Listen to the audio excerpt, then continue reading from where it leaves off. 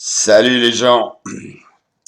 La faculté Saucy de Metz a vécu des heures terribles. Un odieux complot raciste nous rappelant les heures les plus sombres du colonialisme et de l'esclavagisme a été mis à jour et une vague d'effroi s'est abattue sur toute la ville. La direction de l'université s'est fendue d'un communiqué déclarant entre autres l'université, je cite, l'université de Lorraine a immédiatement réagi en condamnant ces échanges ignobles et en annonçant la création d'une commission administrative dont la mission est à présent d'investiguer sur les faits qui ont été révélés. Fin de citation. Le procureur de la République a été saisi. SOS Racisme ainsi que les étudiants et des associations ont organisé une grande marche dans la ville, réunissant plusieurs centaines de personnes, dont des élus municipaux.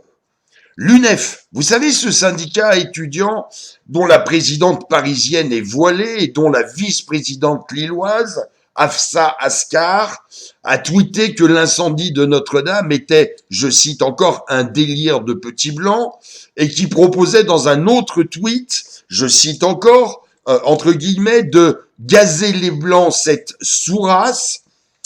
Donc l'UNEF s'est immédiatement emparé de l'affaire en réclamant à l'université et au Crous de Lorraine la mise en place d'une charte de lutte contre le racisme. Je n'ai pas entendu parler de cellules psychologiques mises en place pour venir au secours de tous les pauvres étudiants traumatisés par la violence des faits découverts, mais je suis persuadé qu'on y a pour le moins pensé. Alors bien sûr, vous devez vous demander quels actes horribles ont été mis à jour dans cette université pour un tel déploiement de réactions indignées. Un nouveau Forisson a-t-il fait un cours révisionniste sur l'esclavage? Des croix ont-elles été enflammées sur le campus pendant que de douteux personnages à bonnet pointu tournaient autour d'elle? Des viols ethniques ont-ils été commis? Des nervis nazis ont-ils fêté l'anniversaire d'Adolf Hitler à la cafette? Un étudiant nationaliste radicalisé fou aurait-il crié « Vive la France » dans l'amphi de Psycho? Non, pire que tout ça.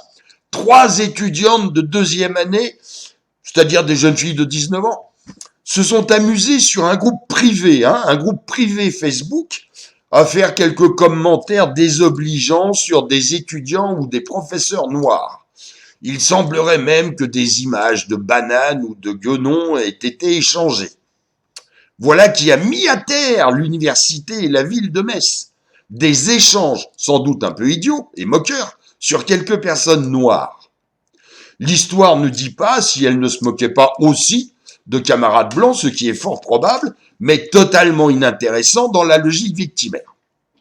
Voilà comment les petites plaisanteries plus ou moins malignes de 3 gamines un peu moqueuses, en privé, ont fait défiler plusieurs centaines de personnes, dont des élus municipaux, dans les rues de Metz, et fait charger le banc et l'arrière-banc des associations antiracistes de la région. C'est quand même un peu à se la mordre de faire tout un tintouin pour ça, non? Et puis dans la même semaine, nous avons eu un autre scandale du même type à Paris cette fois. Figurez-vous qu'un restaurant du 2e arrondissement, le Dépôt Légal, a osé baptiser une de ses salades aux saveurs asiatiques du nom terriblement insultant de Ching Chong. Salade Ching Chong, très bon, hein, très bon. Ce nom, qu'on peut trouver drôle ou pas, peu importe, mais qui à mon sens n'a rien d'insultant, à moins que Ching Chong veuille dire canard laqué qui se fait enculer par un mandarin fou, a immédiatement fait réagir une certaine Lydia, la bonne âme, qui s'est crue obligée de s'indigner sur Twitter, en déclenchant bien sûr des retweets en rafale, et les réactions horrifiées de tous les bobos parisiens qui ne savent pas forcément très bien situer Canton ou Pékin sur une carte de la Chine, mais qui sont néanmoins spécialistes en humour mandarin. Une certaine Grace Lee, blogueuse et auteur, auteur avec un E pour un E inclusif, auteur, s'est même fendu d'un superbe tweet éloquent. C'est tout un continent qu'on insulte. J'imagine, avec terreur, l'état de stress dans lequel 1,4 milliard de Chinois sont plongés depuis la révélation de cette lamentable affaire, et je guette avec angoisse les missiles de croisière de l'Empire Céleste en approche sur la rue des Petits Champs où se trouve ce restaurant.